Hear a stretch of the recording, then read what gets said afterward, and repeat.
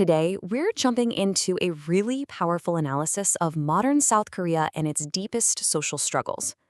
The argument is fascinating that the root of all this hyper-competition and unhappiness goes back to a single forgotten national mission. Let's get into it. This one quote, it's pretty much the key to this entire argument. It's this powerful metaphor, right? It suggests a society so laser-focused on the material stuff, the side dish, that they've completely forgotten the bigger purpose they once prayed for it together. And that brings us to the central concept, JBAP. It's this idea that frames the whole societal shift, from a nation that was united by a common goal to just a bunch of individuals all scrambling for their own piece of the pie. So here's our roadmap. We're going to look at what the source calls Korea's idealistic past. Then we'll track how things started to fall apart, figure out the failures in leadership, and finally explore the proposed way forward, which is all about rediscovering this lost mission. All right, so let's rewind the clock a bit. According to this analysis, early South Korea was the total opposite of a job-op society. The argument here is that in the beginning, people weren't really driven by personal profit. Not at all. They were united by these huge ideals, following leaders who had this grand vision for the country. And it was that collective energy, that focus on the prayer of building the nation, that powered the incredible growth we all know as the miracle on the Han River. Okay, so if everything started with such a strong collective spirit, what happened? How did the focus shift so hard from the prayer to the side dish? Now, what's really fascinating here is this specific turning point. See, for a long time, people were willing to sacrifice for the team because they believed everyone would share in the success. But then, a moment came when that social contract just broke. The rewards of all that hard work stopped being shared. They started being hoarded. And that's when trust just completely dissolved and the JBAP thinking took over. Everyone started thinking, well, if the system isn't looking out for me, I've got to look out for myself. And the result of this massive shift? Well, it's described as a kind of national madness, a society where it doesn't matter who you are, rich, educated, whatever, everyone is just caught in this frantic, exhausting race for personal gain, with no shared purpose to guide anyone. And this isn't just some abstract philosophical idea. The source connects this so-called madness to a heartbreaking reality. For over a decade, South Korea has had the highest suicide rate among developed nations. It's presented as the ultimate tragic symptom of a society that has lost its way. So who is to blame for this unraveling?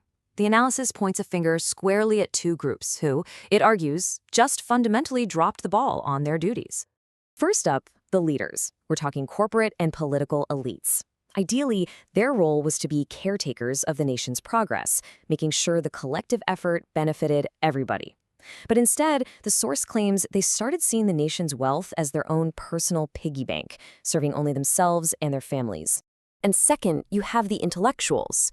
Their whole job was supposed to be acting as the conscience of society, a bridge between the leaders and the people. But according to this critique, they basically abandoned their post. They stopped guiding and started grabbing, using their expertise to get their own slice of power and wealth. Okay, so after that really sharp diagnosis, the source doesn't just leave us hanging with the problem. It actually proposes a path forward. And it's a big one, a call for a fundamental reset of the roles that people and institutions play in society. This is laid out so well through the evolution of business. Stage 1 is the merchant, who's all about profit. Stage 2, the entrepreneur, who's focused on growth, on getting bigger. But the final, most important stage is the social entrepreneur, whose main mission is to actually use their business to benefit humanity. And here is the absolute crucial point. South Korea mastered the first two stages. It achieved incredible profit and unbelievable growth. But it got stuck there. The argument is that it failed to make that huge leap to stage 3, where business finds its purpose not in just growing for growth's sake, but in serving a higher, humanistic goal. A really similar evolution is needed when it comes to learning. The source draws this super sharp line between just having knowledge, collecting facts, and getting a true education. Education isn't just about what you know, it's about how you use what you know to build a better world.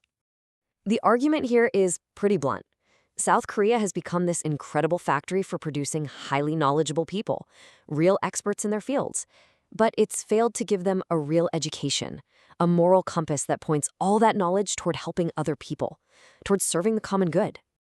And this all builds to the final and honestly the most profound part of the whole analysis. It's about rediscovering a national purpose that the source claims was there from the very beginning, but has just been buried and forgotten over time. The speaker brings up this line from the old National Charter of Education, something that was taught to every single student for decades. It says that Koreans were born with a mission, not just to build their own country, but to contribute to the common prosperity of humanity. The source points out how unique this is. What other country teaches its kids that their mission is global and altruistic? And this wasn't just meant to be some empty slogan you memorize for a test. It was supposed to be the nation's North Star, the ultimate prayer that guided everything. The whole reason for the economic miracle wasn't just to get rich. It was to build the power to fulfill this mission for humanity. And losing sight of that, well, that's the absolute core of the job app problem. And so, that leaves us with this huge, provocative question that's really at the heart of this entire analysis. If this grand humanistic purpose was literally baked into the nation's identity from the start, what happened? Why was it so completely forgotten in the mad dash for the side dish? That's the question we're all left to think about.